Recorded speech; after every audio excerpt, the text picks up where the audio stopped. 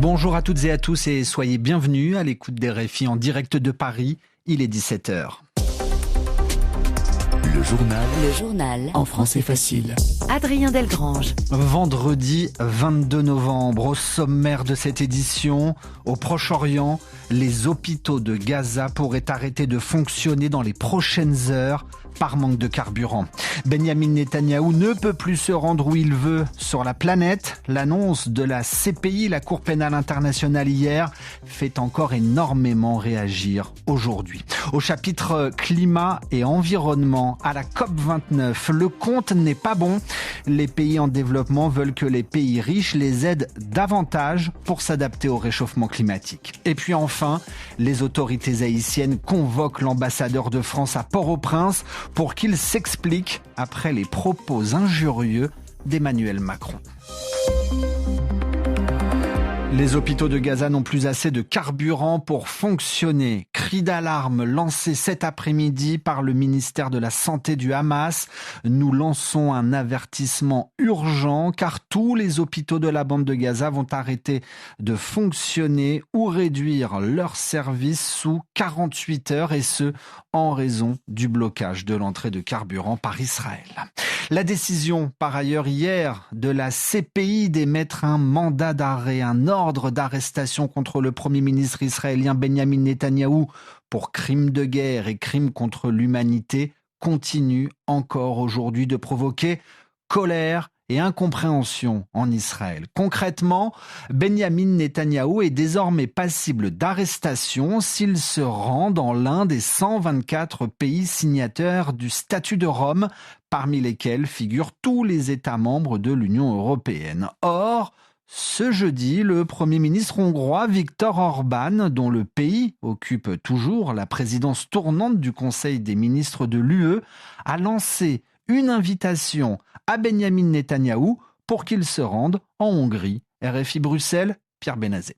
Pour Viktor Orban, il faut, je cite, défier la Cour pénale internationale et sa décision honteuse déguisée sous les dehors juridiques. Le Premier ministre hongrois invite son homologue israélien à Budapest. Il lui promet qu'il ne sera pas arrêté. Selon lui, l'émission du mandat d'arrêt jette le discrédit sur le droit international. Il est suivi par son homologue tchèque qui qualifie le mandat d'épouvantable et totalement inacceptable, alors que le ministre autrichien des Affaires étrangères le qualifie d'absurde et incompréhensible.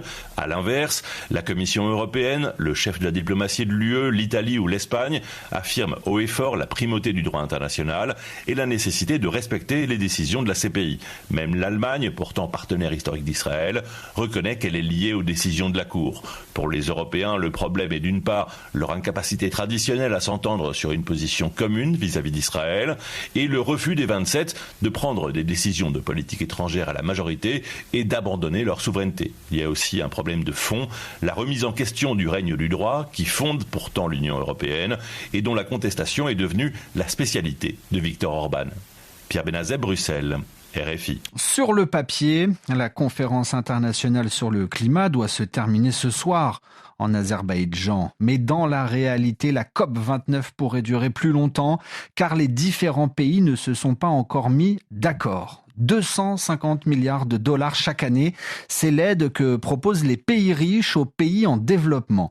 Un chiffre qui doit servir à financer leur adaptation face au changement climatique. Le texte précise que cet argent peut venir de sources variées, publiques ou privées. Première réaction, outragée de la société civile. Écoutez cette militante qui vient des Philippines et qui est à Bakou. C'est vraiment insultant. Avec l'inflation, 250 milliards de dollars en 2025 valent moins que 100 milliards en 2009. Et en 2009, c'était clair, le financement venait des pays développés pour les pays en développement. Cette fois, ils évoquent différentes sources d'argent. C'est donc pire. Les gouvernements devraient refuser ça et revenir nous voir avec autre chose. Des propos recueillis par notre envoyé spécial à Bakou, en Azerbaïdjan, à savoir Jeanne Richard. L'actualité en Europe et cette manifestation en Serbie. Un rassemblement dans au moins 8 villes du pays, dont la capitale, Belgrade. Les rassemblements ont eu lieu cet après-midi. Il s'agissait notamment de rendre hommage aux 15 morts de l'effondrement du toit de la gare de Novi Sad, un drame qui s'est produit il y a maintenant 3 semaines. Reportage Laurent Rouy. À Belgrade, sous la pluie, plusieurs centaines de personnes se sont rassemblées. Nous devons continuer cette protestation car nos enfants ne doivent plus mourir. Merci à vous tous. Les protestataires sont en colère contre le gouvernement en raison de la corruption et de l'affairisme généralisé de la classe politique au pouvoir. Pour Miloš, professeur à l'université, le système est à bout de souffle. J'ai l'impression que le mot responsabilité a perdu tout son sens ici. Et j'ai aussi l'impression qu'il y a un manque de compétences. Il y a beaucoup de gens incompétents à des postes de responsabilité en Serbie. Hier, le président Vučić, que les manifestants appellent à quitter son poste, a annoncé 2 démissions, un ministre et une ancienne ministre, en raison de la tragédie. Le procureur de Novi Sad a annoncé 11 arrestations de présumés responsables du drame. Pour les manifestants, il s'agit là, je cite, de poudre aux yeux, tant la confiance en la justice est entamée. Par ailleurs, les 9 activistes arrêtés lors de précédentes manifestations sont toujours détenus, ce qui choque Milan, un manifestant. On a des nouvelles de certains activistes arrêtés dans les médias, mais pour d'autres on ne sait rien. On entend qu'ils sont accusés de graves délits, c'est incroyable.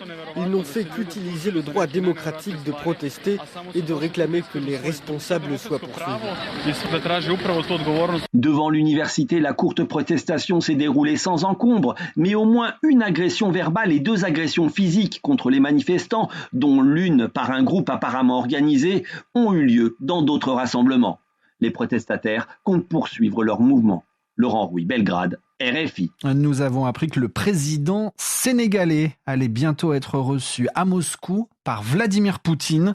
Une invitation confirmée aujourd'hui du côté de la présidence sénégalaise. Les 2 hommes avaient déjà échangé au téléphone juste après la prise de pouvoir de Bassirou Diomaye Faye début avril. Cette visite officielle entre le Sénégal et la Russie à Moscou devrait avoir lieu début 2025. Il est 11h passées de 7 minutes à Port-au-Prince. Les suites des propos polémiques d'Emmanuel Macron, filmés, relayés sur les réseaux sociaux. Le président, lors de son déplacement en marge du G20, avait déclaré que les membres du Conseil présidentiel de transition étaient, je cite, complètement cons. C'est un gros mot.